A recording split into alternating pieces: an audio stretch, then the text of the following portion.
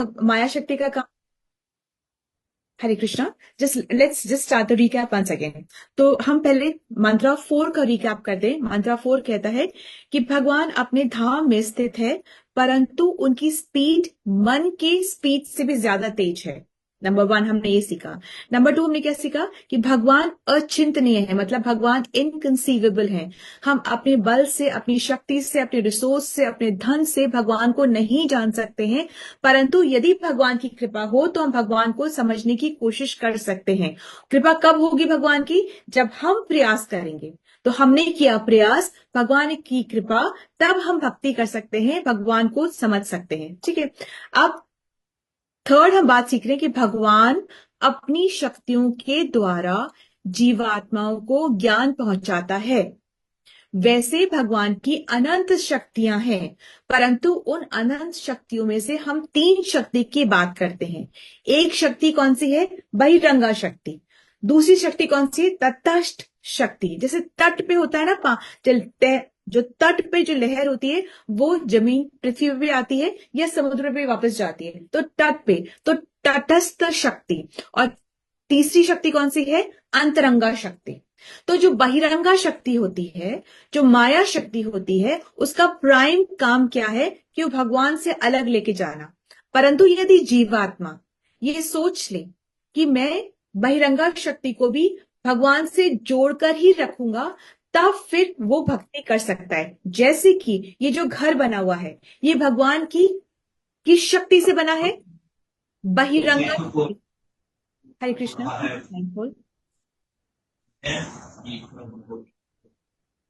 Okay. तो जैसे कि ये घर जो है ये किससे बना है? भगवान की बहिरंगा शक्ति से। कैसे? जो प्रकृति है, माया है, जो प्रकृति है, जो भौतिक जगत है, उसी की चीजों से तो ये घर बना है। कैसे बना है? अर्थ, वाटर, फायर, है ना, इन्हीं चीजों से तो घर बना हुआ है। अब इस घर को यदि मैं भक्ति के लिए इस्तेमाल करूं तो मैं फिर आगे बढ़ सकती हूं भगवान की तरफ। ठीक है। और अगर इसी घर में हम सिर्फ पार्टी करें और माया का ही प्रयोग करें अपने इंद्र तृप्ति के लिए, तो फिर हमारा नाश है। तो कह रहे हैं कि बहिरंगा शक्ति से भगवान कैसे बता रहे हैं कि बहिरंगा शक्ति को भी अगर तुम मुझसे जोड़ के रखोगे तो तुम मुझे जानने का प्रयास कर पाओगे। अब तटस्थ शक्ति, तटस्थ मतलब तटस्थ मतलब बीच में जो रहती है, इसमें कौन आता है? इसमें आता है जीव और देवता, दोनों जने आते हैं। ठीक है। तो जो जीवात्मा है, जो हम हैं, हम भी 2 प्रकार के होते हैं। एक भक्त कैटेगरी होता है और एक अभक्त कैटेगरी होता है। यदि हम भक्तों से संग रखते हैं तो फिर हम इनकरेज्ड होते हैं, मोटिवेट होते हैं भक्ति करने के लिए। यदि हम अभक्तों से एसोसिएशन रखते हैं, संग रखते हैं, अभक्त कौन हुए? जिसने कि माया का संग कर रखा है। ठीक है। तो अगर वो हम अभक्त, सिर्फ माया का संग कर रखा है, ऐसे नहीं है कि सिर्फ माया का संग कर रखा है अपनी इंद्र तृप्ति के लिए, तो वो अभक्त, जो वेदों को नहीं समझ रहे हैं, उसको, उस पर विश्वास नहीं कर रहे, स्क्रिप्चर्स को माइथोलॉजी मान रहे हैं, वो उसको कह रहे हैं। ऐसा नहीं है कि, ऐसा बात नहीं है कि जिसके पास माया है वो भक्ति नहीं कर सकता। नहीं, माया भी हो और ज्ञान भी हो तो भक्ति होती है, कि माया को कैसे यूज करना है। ठीक है। ऐसे फेम मिल गया, नेम मिल गया, पैसे मिल गए, तो ऐसे हमें बोरा नहीं जाना है। ठीक है। हमें एक क्या तरीका फॉलो करना है, क्योंकि पावर को हैंडल करने के लिए भी ज्ञान चाहिए होता है। बिना ज्ञान के हम पावर को हैंडल नहीं कर सकते हैं।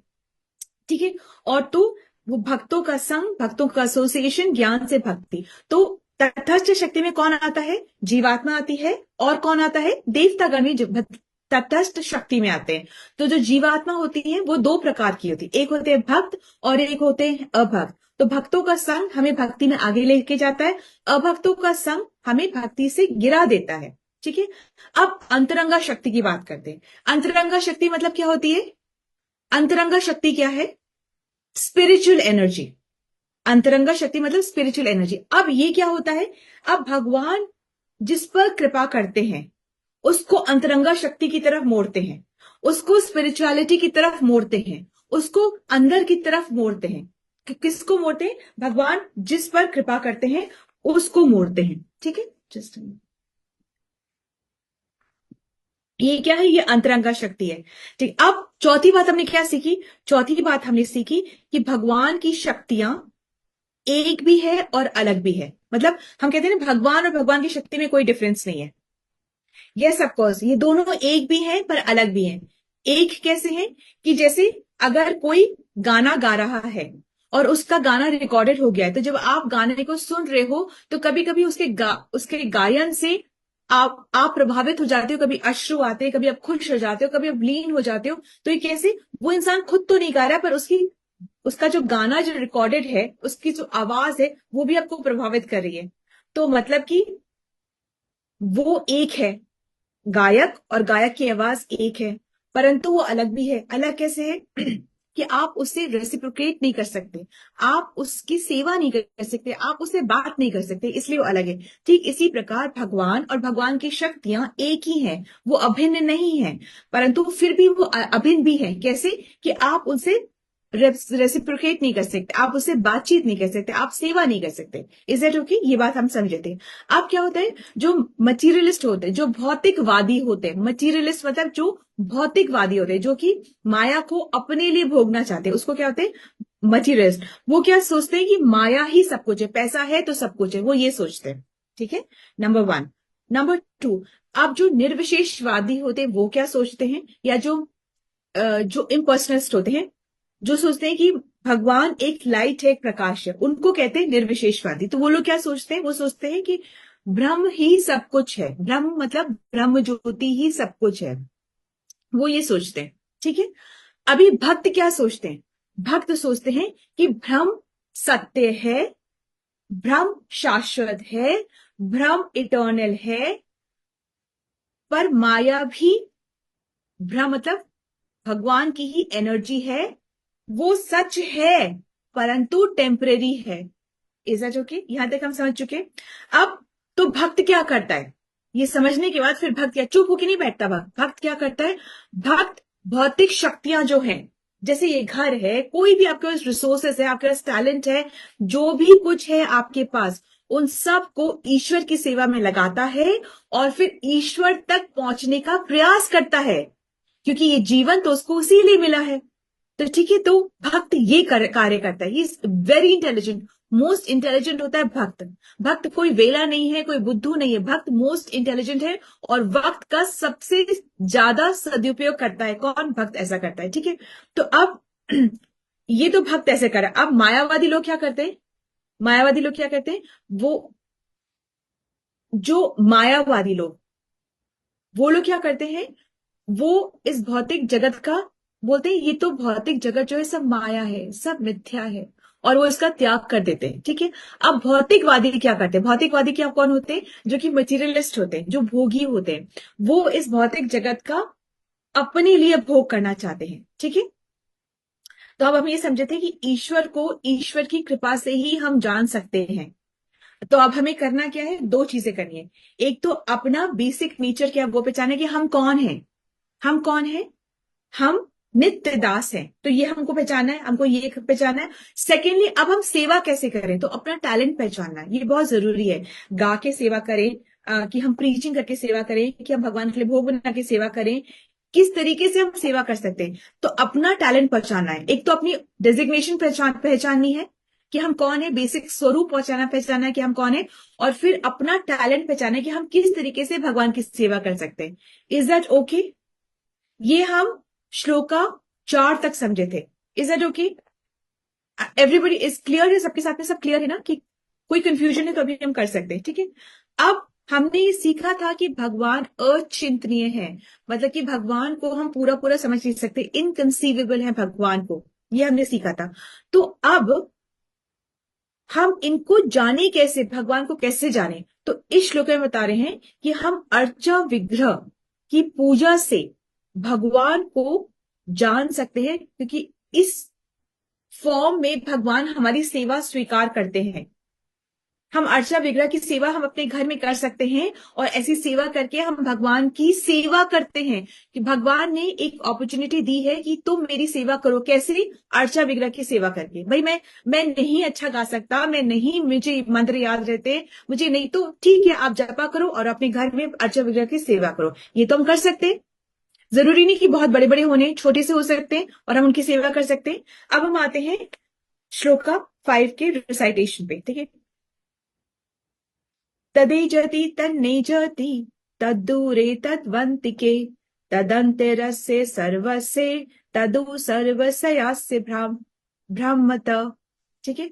तदेजति तन्नेजति मतलब परमेश्वर चलते भी हैं और नहीं भी चलते हैं। तद्दूरे तद्वन्तिके वो दूर भी है और वो पास भी है। तदंतरस्य सर्वस्य वो बाहर भी है और सबके भीतर भी है। तदु सर्वस्यास्य भ्रामत मतलब वो बाहर भी है और सर्वव्यापी भी है, मतलब सब जगह है, कण कण में है, ब्रह्मा से लेकर चींटी तक है, हर कण में है। कहीं पर चेतना फुल वॉल्यूम पर है, कहीं पर चेतना कम है, पर है वो सब जगह, ठीक है। ये इसका इन 4 लाइनों का ये मतलब है। अब हम थोड़ा सा आगे बढ़ते हैं। आगे बढ़ने में हम देख रहे हैं कि किसी को भी कोई भी डिफिकल्टी है ना, प्लीज वहीं पर स्टॉप करके हम क्लियर करेंगे उस चीज को, ठीक है। अब ईश्वर को, क्योंकि ये उपनिषद का भाग है, तो थोड़ा सा यहाँ पे सीधे सीधे बात होती नहीं है, थोड़ा सा रिडल करके, थोड़ा सा रहस्यमय करके कि वो तो ऐसे, वो तो ऐसे। यहाँ पे ऐसे नहीं बोलेंगे कि कृष्ण है, भगवान, ये नाम ही नहीं देते, थोड़ा सा रिडल फॉर्म में यहाँ पे बातें होती हैं। तो यहाँ पर इस श्लोक में भगवान को बहुत ही रहस्यमय शब्दों में समझाया गया है। कैसे समझाया रहस्यमय सब शब्दों में? कह रहे कि भगवान चलते भी हैं और नहीं भी चलते। 3 है यहाँ पे, तो 1 क्या बोल रहे कि भगवान चलते भी हैं और नहीं भी चलते। 2 क्या बोल रहे कि भगवान दूर भी हैं और भगवान पास भी हैं। 3 क्या बोल रहे कि भगवान हर चीज के अंदर भी हैं और हर चीज के बाहर भी हैं, ऐसे बोल रहे, ठीक है। सेकंड बात क्या बोल रहे हैं कि ईश्वर अचिंतनीय है, मतलब इनकंसीवेबल है, हम समझ ही नहीं सकते हैं भगवान को। थर्ड क्या बोल रहे हैं कि ईश्वर एक व्यक्ति है, ये हमें पता चल रहा है। कैसे पता चल रहा है कि कैसे पता चल रहा है कि अभी हमने जो बात करी उसमें कैसे पता चल रहा है कि ईश्वर एक व्यक्ति है, ये हमें कैसे पता चल रहा है कि भगवान चलते भी हैं और नहीं भी चलते। अभी चलना फिरना तो पुरुषों का काम है, व्यक्ति मनुष्य जीव का है, तो मतलब कि कहीं ना कहीं बता रहा है कि भगवान चलते भी है नहीं भी चलते। भगवान मनुष्य मतलब पुरुष, पुरुष रूप, मतलब भगवान का एक फॉर्म है, ऐसे प्रकाश लाइट नहीं है, भगवान का फॉर्म है, ठीक है। अब यहां पर 9 पैराग्राफ्स में प्रभुपाद ने पूरा समझाया है। पैराग्राफ नंबर 1 में प्रभुपाद जी ने समझाया है कि ईश्वर अचिंतनीय है। इस बात को प्रभुपाद जी ने एक पैराग्राफ में समझाया है। सेकंड पैराग्राफ में बता रहे हैं कि कैसे जो ईश्वर है, परम सत्य है, वो दूर भी है और पास भी है। ये सेकंड पैराग्राफ में प्रभुपाद जी समझा रहे हैं। थर्ड पैराग्राफ में और फोर्थ में और फिफ्थ में, ये 3 पैराग्राफ में समझा रहे हैं कि दूर तो है परंतु हम विग्रह पूजा से उनको पास महसूस कर सकते हैं और हम उनको, उनकी सेवा कर सकते हैं, ठीक है। ऐसे करके बताया है। तो अगर हम शॉर्ट में इस श्लोका को अगर हम समझना चाहें ना, तो शॉर्ट में समझा जाए कि भगवान दूर हैं तो हम उनको पास कैसे महसूस कर सकते हैं।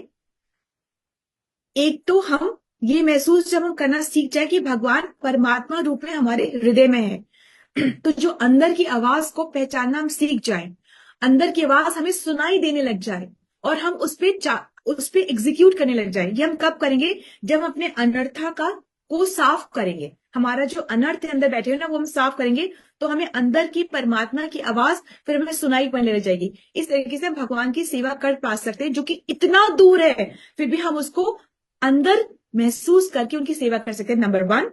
दूसरा क्या तरीका है? अर्च विग्रह की सेवा। भगवान अर्चा विग्रह के रूप में हमारे इतना पास है, ठीक है, वो हमारी सेवा अर्चा विग्रह के फॉर्म में ले रहे हैं। सेकंड। थर्ड क्या होता है?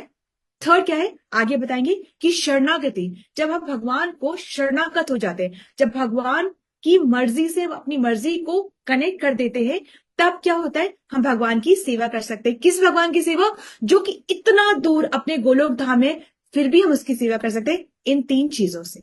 यू पहचानना मुश्किल है, यू सेवा मुश्किल है, यू सब कुछ इतना मुश्किल है, पर हम कर सकते हैं इन 3 चीजों से। ये इस जो श्लोका है ना, जब उसका उसका ये सार बैठता है, ठीक है। अब हम आगे बढ़ते हैं। Just okay. So paragraph number 1 को हम थोड़ा सा समझते हैं, थोड़ा इलाबरेट फॉर्म में समझते हैं कि भगवान चलते भी हैं और नहीं भी चलते। ये कैसे होता है कि भगवान चलते भी हैं नहीं भी चलते हैं? कि भगवान नहीं चलते मतलब अपने धाम में बैठे हैं, और भगवान चलते मतलब कि इतना उनका स्पीड मन की गति से भी बहुत ज्यादा तेज है। अगर ऋषि मुनि जो कि सतयुग में थे, ऋषि मुनि वो भी अगर अपनी मन की वेग से, मन की स्पीड से वो हजारों वर्ष का सफर भी तय करेंगे, तभी भी वो कहां तक पहुंचेंगे? भगवान के जो जो टो है ना, टो मतलब जो अंगूठे के पैर का जो अंगूठा है उसके अग्रिम भाग मतलब उसके आगे के भाग तक ही पहुंच पाएंगे। हम कितना भी कोशिश करें तभी भी हम वहीं, हम तो खैर क्या ही, महर्षिगण भी इतना कोशिश करें तभी वो वहीं तक ही पहुंच पाएंगे। तो भगवान चलते भी हैं और भगवान अपने धाम में बैठे भी हैं। सेकंड क्या है? भगवान दूर भी है, भगवान पास भी है। दूर कैसे? क्योंकि भगवान गोलोक धाम में बैठे इतना दूर है। और पास कैसे? क्योंकि वो हमारे हृदय में, हमारे ही हृदय में परमात्मा के रूप में बैठे हैं। ठीक है? पर ऐसा नहीं कि हम जैसे अगर मुझे कोई हक करे तो वो परमात्मा को भी हक कर ले, ऐसा नहीं होता है। वो बैठे हैं परंतु किस रूप में बैठे हैं? परमात्मा रूप में बैठे हैं। और वो उनकी आवाज तभी सुनाई पड़ती है जब हम अपने अनर्थों को हटाते हैं। 6 अनर्थों को हम हटाते हैं तभी उनकी आवाज हमें सुनाई पड़ती है। और जब हम संग में रहते हैं, ज्ञान में रहते हैं, शास्त्रों को पढ़ते हैं, तब हम उस बात पे अमल करने की कोशिश करते हैं। ठीक है? सो पहला क्या? भगवान दूर भी है, भगवान पास भी है। भगवान चलते भी हैं और भगवान की स्पीड मन के वेग से भी तेज है। और अब लास्ट क्या है? कि भगवान अंदर भी हैं और भगवान बाहर भी है। ये हम कौन सी लीला से समझ सकते हैं? जब भगवान ने अपने चाइल्डहुड में मिट्टी खाई थी और बलराम ने शिकायत की थी, तो माँ ने कहा था, यशोदा ने कहा कि मुंह खोल के मुझे मुंह दिखाओ। तो जब उन्होंने मुंह खोल के मुंह दिखाया था तो उनको चक्कर ही आ गए थे, क्योंकि उनको मुंह में सारा ब्रह्मांड, सब लोग, सब उसके मुंह में दिख रहे थे। तो जबकि तो ये और ये बाकी जो ब्रह्मांड है वो भगवान की ही शक्ति से बना हुआ है। ये जो भौतिक जगत है भगवान की शक्ति से बना हुआ है। तो शक्ति से जो बना हुआ है वो बाहर है और वही चीज भगवान के अंदर भी दिख रही थी। Is that okay? तो भगवान अंदर भी है और भगवान बाहर भी है। सो ये यहां तक का कॉन्सेप्ट हम क्लियर समझ गए। ठीक है? अब ये बातें ना कंट्रोवर्शियल लगती हैं, विरोधाभासी लगती हैं। 2 शब्द होते हैं, एक तो होती बिल्कुल ऑपोजिट और एक होती कि ऑपोजिट लगती है। ऑपोजिट मतलब कि दिन और रात, इनका कभी मेल ही नहीं होता। क्या अभी दिन है तो दिन होगा, रात है तो रात होगी, इनका कोई मेल नहीं होता है। परंतु ये जो भगवान की जो बातें हैं वो क्या है? विरोधाभासी हैं, कॉन्ट्रोवर्शियल हैं। एक बार में हमें कॉन्ट्रोवर्शियल या विरोधाभासी लगती हैं, परंतु जब हम उसका मीनिंग समझते हैं, एक डीपर लेवल में जाते हैं, जब हम एग्जाम्पल से समझते हैं, तब हमें समझ आता है कि हाँ ये पॉसिबल है। और क्योंकि ये बातें विरोधाभासी लगती हैं तो हमें ये समझ जाना चाहिए कि ये भगवान की बातें हैं। भगवान है भाई, यहां भी हो सकते हैं, वहां भी हो सकते हैं, चल भी सकते हैं, नहीं भी चल सकते, दूर भी है, पास भी है। तो क्योंकि ये भगवान है, औरों में ऐसे नहीं होता। अगर हम यहां हैं तो अभी हम फिजिकली अमेरिका में नहीं हो सकते। ठीक है? पर भगवान है, वो कुछ भी हो सकता है। जो बातें कंट्रोवर्शियल लगती हैं वो भगवान की ही है। Is it okay? ये भगवान है इसीलिए ये सब हो सकता है। भगवान, अब सेकंड बात पे आए, सेकंड पॉइंट पे आ जाइए। भगवान को हम तर्क से नहीं समझ सकते, मतलब भगवान को हम लॉजिक से नहीं जान सकते हैं। तो क्या भगवान इलॉजिकल है? नहीं, ऐसी बात नहीं है। अब जैसे आप समझिए लॉजिक को कि क्या है कि दीपक से प्रकाश है और सूरज से भी प्रकाश है। अब दीपक का प्रकाश कैसे काम आता है कि अगर कमरा अंधेरा है और हम दीपक मतलब लैंप को लेके अंदर आते हैं तो हम कमरा में देख सकते हैं, परंतु इस लैंप को लेकर हम सूरज को नहीं देख सकते। हम चाहे कि रात में हम सूरज को, अपने हमारे पास लैंप है, उजाला है, हम सूरज को देखेंगे ना, अंधेरे में रात में हम देखेंगे सूरज को, तो हम सूरज को दीपक की रोशनी से नहीं देख सकते। जब सूरज उगेगा तब हम सूरज को देख सकते हैं, परंतु हम दीपक से सूरज को नहीं देख सकते। इसका क्या मतलब हुआ कि सूरज जो है वो डिपेंडेंट नहीं है दीपक की रोशनी के लिए, रोशनी में। यहां तक समझ में आ रहा है कि सूरज जो है it's not dependent, it's not tied up with with किससे? सूरज जब उगेगा तब हमें दिखेगा। हम चाहें कि अपने दीपक से सूरज को देख सकते हैं तो नहीं देख सकेंगे। इसी प्रकार जब भगवान चाहेंगे तो भगवान की कृपा होगी और हम भगवान को समझ पाएंगे। हम अपने बल से समझना चाहे तो हम भगवान को नहीं समझ सकते।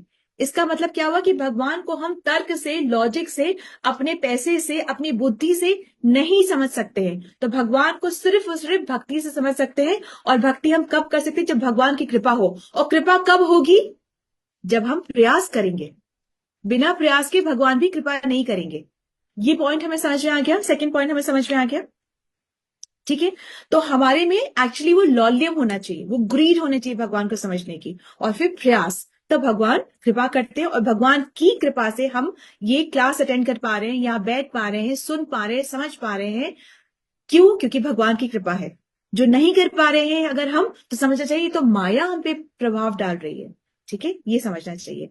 और समझ जाए तो बैठे नहीं रहना है, उसके लिए प्रयास करना है। ढीठ नहीं बन जाना है कि हाँ अब तो कोई बात नहीं, हम माया के चंगुल में हैं। ढीठ नहीं बनना है, प्रयास करना है। वो एक उथल पुथल होनी चाहिए अंदर, वो अपसेट होना चाहिए, वो गिल्ट होना चाहिए, और उसके लिए प्रयास करना चाहिए। ठीक है। अब भगवान अचिंतनीय है, मतलब भगवान इनकंसीवेबल है। इसको हम कैसे समझे? भाई इतनी सारी लीला हुई है, उनसे समझे ना कि गोवर्धन पर्वत भगवान ने उठाया। हम नहीं समझ सकते अपनी लिमिटेड सेंसेस से। सेकंड क्या समझ सकते हैं कि जब राम लीला की भगवान ने, तब वो पत्थर तैर रहे थे। कैसे समझे ये बात? हम नहीं समझ सकते। परंतु ये भगवान है, वो कुछ भी कर सकते हैं। इसी प्रकार से द्रौपदी का जब चीरहरण हुआ तो साड़ी बढ़ती ही चली गई, बढ़ती। ये कैसे समझे? पर ये हुआ। ये भगवान है, नहीं समझ सकते हैं कुछ बातें। ठीक है। इसी प्रकार संजय को तो पूरा युद्ध अपनी आंखों से दिख रहा था। कैसे हो सकता है ये? हो सकता है ये भगवान है, अचिंतनीय है, इनकंसीवेबल है, ये सब कुछ कर सकते हैं, और ऐसे होता है। ठीक है। अब एक तरफ तो हम बोल रहे हैं कि भगवान अचिंतनीय है, इनकंसीवेबल है। सेकंड पॉइंट हम बोल रहे हैं कि भगवान को लॉजिक से नहीं समझ सकते। थर्ड बोल रहे हैं कि भगवान इतना दूर है। तो अब इन सब बातों से तो हमें लगता है कि हम भगवान से कनेक्शन कैसे बनाएं, कैसे हम भगवान को कैसे जान पाए। ये तो बहुत ही लंबी लंबी बातें बोल दी। अब हम भगवान को कैसे जाने? तो है तरीका। क्या तरीका है? कि भगवान को परमात्मा रूप में देखें, भगवान को, भगवान के अर्च्य विग्रह की सेवा करें, और भगवान की शरणागति। ये तीन चीजों से हम भगवान से कनेक्ट कर सकते हैं, भगवान की सेवा में अपने आप को लगा सकते हैं। ठीक है। अब अर्चा विग्रह का विज्ञान समझते हैं आगे। ठीक है। अर्चा विग्रह क्या होता है? अर्चा विग्रह से क्या मतलब हम समझ रहे हैं? अर्चा विग्रह से, अर्चा विग्रह से हमने क्या समझा कि अर्चा विग्रह मूर्ति जो होती है, मूर्ति जो होती है भगवान से अलग नहीं है। मूर्ति में जब प्राण प्रतिष्ठा हो जाती है तो वो अर्चा विग्रह कहलाती है। मूर्ति में जब एक तरीके से प्राण प्रतिष्ठा हो जाती है तो वे अर्चा विग्रह कहलाती है। ठीक है। अर्चा विग्रह जो होता है वो एक ऑथोराइज तरीका है भगवान की सेवा करने का। जिस तरीके से जब आप चिट्ठी लिखते हैं, तब आप चिट्ठी अगर कहीं भी घर के कोने में डाल दें, चलो ठीक है सड़क पे जाके डाल आए, चलो ठीक है पोस्ट ऑफिस के बाहर जाके पटक कर आ जाए, तो क्या चिट्ठी जगह पे पहुंच जाएगी? पहुंचेगी कि नहीं? नहीं पहुंचेगी। परंतु वही चिट्ठी अगर आपने ऑथराइज्ड लेटर बॉक्स में डाल दी तो जगह पे पहुंचेगी कि नहीं पहुंचेगी?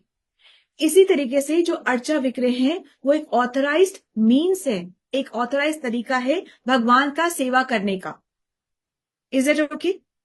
अर्चा विग्रह क्या है? जब प्राण प्रतिष्ठा हो गई मूर्ति में तो उसको अर्चा विग्रह कहलाते हैं। ठीक है, कहलाया जाता है।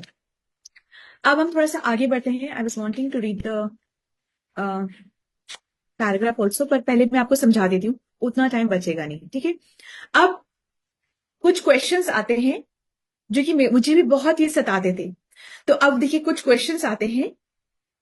जब मैं स्कूल में थी तो मुझे एक क्वेश्चन आता था कि जब I was in a mission school तो मुझे क्वेश्चन आता था कि जीसस क्राइस्ट को ऐसे क्रूसिफाई कर दिया, जब वो खुद ही अपनी रक्षा नहीं कर पाए तो वो हमारी रक्षा क्या करेंगे? मुझे ये तभी क्वेश्चन आता था when I was in the mission school. मुझे क्वेश्चन आता था और मैं बहुत पूछी थी इसके बारे में कि कोई मुझे बता नहीं पाता था इसका आंसर।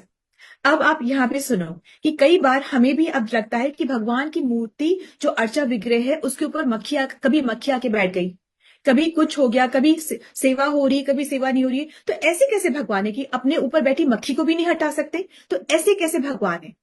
तो अब भगवान अपने हर अवतार का एक उद्देश्य से अ, आते हैं, मतलब हर अवतार का एक उद्देश्य होता है। जो मूर्ति है उसका, उस अवतार का ये उद्देश्य है कि भगवान एक तरीका, एक एक एक कॉन्सेप्ट दे रहे हैं कि तुम मेरी सेवा करो। भगवान युद्ध खुद भी कर सकते थे, पर भगवान ने एक सेवा के लिए एक मौका दिया सेवा करने के लिए। भगवान के जब मुगलों ने सारे जो मंदिर थे वृंदावन के, वो जब सारे क्षतिग्रस्त कर रहे थे, तो और फिर उसके बाद में उनको छुपा करके यहाँ जयपुर लाया गया। और जयपुर के जो राजा थे वो इतने सुंदर भक्त थे कि उन्होंने यहाँ पर भगवान को मंदिर में बहुत सुंदर तरीके से जगह दी। तो क्या भगवान अपनी रक्षा खुद नहीं कर सकते थे? क्या भगवान अपने तरीका खुद नहीं कर सकते थे? भगवान कर सकते थे, पर भगवान भक्तों को एक मौका देखते हैं उनकी सेवा करने के लिए। Do we understand that? Do we understand that? Is that clear from? अभी तक सब क्लियर है? कोई अगर है क्वेश्चन तो हम पूछ सकते हैं, ठीक है। अब भगवान जो है अपनी शक्तियों का प्रदर्शन, अपनी शक्तियों का एग्जिबिशन इन मूर्ति की फॉर्म में नहीं करते।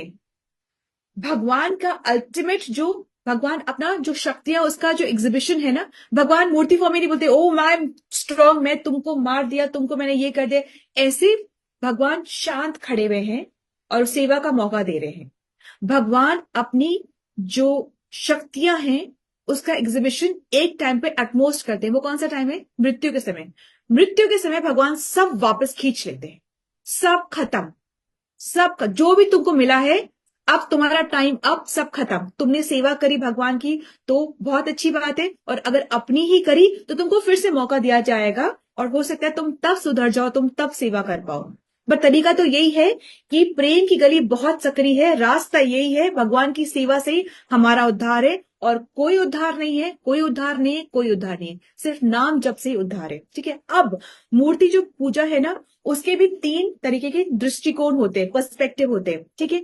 एक तो जो भौतिकवादी होते हैं, ठीक है, जो भोगी होते हैं, जो अपनी इंद्रिय तृप्ति करना चाहते हैं, उनको भौतिकवादी कहते हैं। तो वो लोग कैसे मूर्ति को क्या समझते हैं? वो मूर्ति को जड़मय समझते हैं कि ठीक है, पत्थर की बनी हुई है, लकड़ी की बनी हुई है, मूर्ति ही है ना, है तो मूर्ति ना, उसको भौतिक चीजों से बना हुआ एक आर्टिफैक्ट समझते हैं, मूर्ति समझते हैं, ठीक है। अब निर्विशेषवादी, जो मायावादी होते हैं, जो इम्पर्सनलिस्ट होते हैं, वो लोग क्या समझते हैं? वो समझते हैं कि ठीक है कि ये भगवान की मूर्ति है, पर ये एक सांकेतिक व्याकरण है, मतलब एक इमेजिनेटिव है कि हमने, वैसे तो भगवान ब्रह्म ज्योति है, वैसे तो भगवान ब्रह्म ज्योति है, परंतु क्योंकि हमने अपने कन्वीनियंस के लिए भगवान को एक रूप दे रखा है, जैसे राम का रूप, जैसे कृष्ण का रूप, जैसे कि हम उनकी सेवा कर पाए। तो वैसे भगवान ब्रह्म ज्योति है, परंतु हमने अपनी कन्वीनियंस के लिए भगवान को एक रूप दे रखा है। तो ये मतलब एक इमेजिनेशन के जैसा है। अब ऐसा नहीं कि यही सब कुछ है, एक्चुअली तो भगवान तो ब्रह्म ज्योति है। ये कौन सोच रहा है? ये मायावादी लोग सोच रहे हैं। अब कुछ लोग, कुछ चिन्मय जो सोचते हैं, चिन्मय वाले जो होते हैं, वो क्या सोचते हैं? वो सोचते हैं परम भगवान अलग है और मूर्ति अलग है, ये अलग अलग है। अब भक्त क्या देखता है और भक्त क्या सोचता है? भक्त देखता है कि जो भगवान के जो अर्चा विग्रह हैं और भगवान वो एक ही हैं। भगवान ने पहले ही कहा था कि मैं कलयुग में ग्रंथों में श्रीमद् भागवतम में होऊंगा, दारू मतलब लकड़ी के रूप में मैं जगन्नाथ में होऊंगा। इसी तरीके से मैं अपने नाम में पूरा होऊंगा, और इसी तरीके से भगवान क्या कह रहे हैं? मैं अपनी मूर्ति में भी, मूर्ति रूपी में प्राण प्रतिष्ठा के बाद मैं पूरा पूरा वहां पे होऊंगा।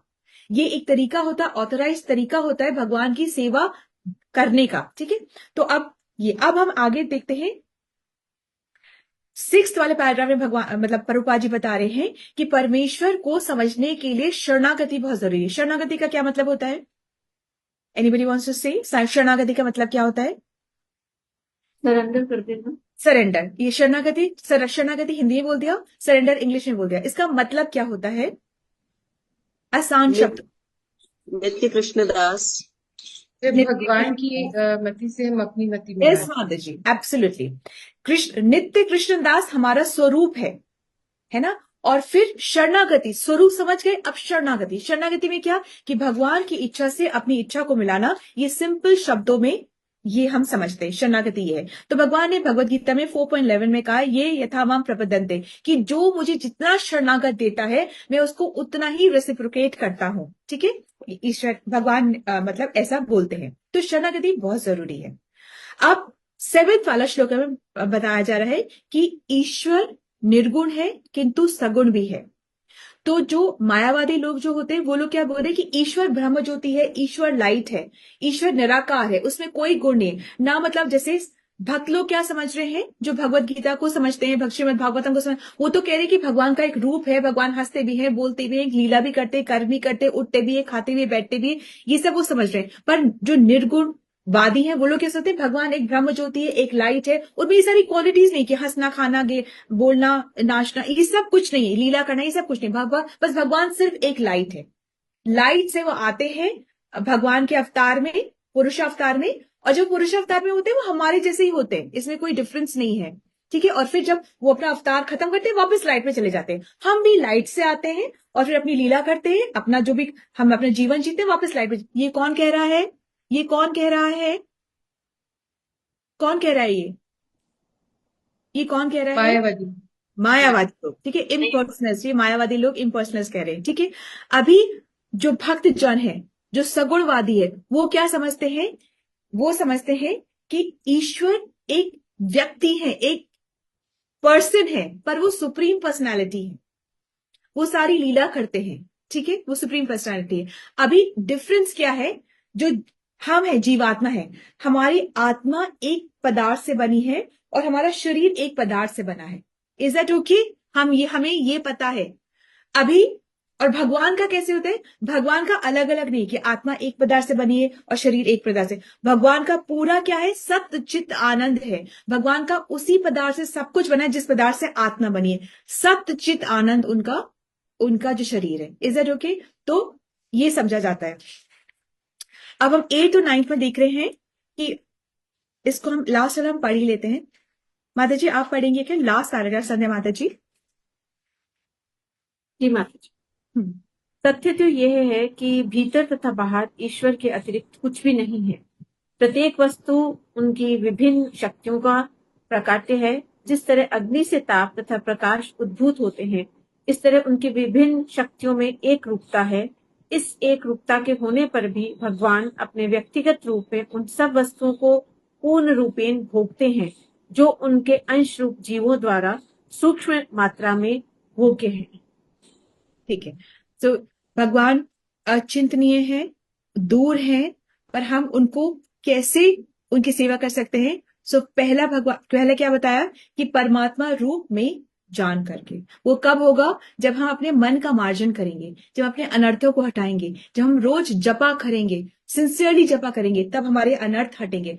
तब हमको भगवान परमात्मा रूप में फील होंगे और हम ज्ञान से उनकी बातों को एग्जीक्यूट कर पाएंगे अपनी डेली लाइफ में। 1 सेकंड क्या बताया? अर्चा विग्रह की सेवा करके। और थर्ड क्या बताया? शरणागति से। ऐसे हम भगवान को पास फील कर सकते हैं। वैसे वो दूर है, अचिंतनीय है, सब कुछ है, पर हम ऐसे फील कर सकते हैं। Is that okay? तो हमें यही करना है। Hare Krishna, Dhanram, thank you so much for your patience hearing. Srila Prabhupada की जय, श्री ईशो उपनिषद की जय। हरे कृष्ण।